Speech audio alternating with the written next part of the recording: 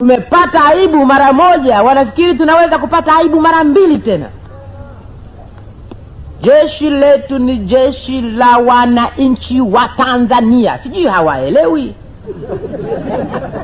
Ni jeshi la wananchi wa Tanzania, sio jeshi la vibaraka malaya.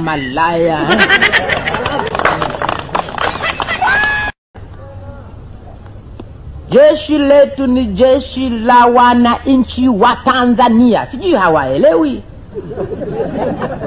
Ni jeshi la wananchi wa Tanzania, sio jeshi la vibaraka malaya.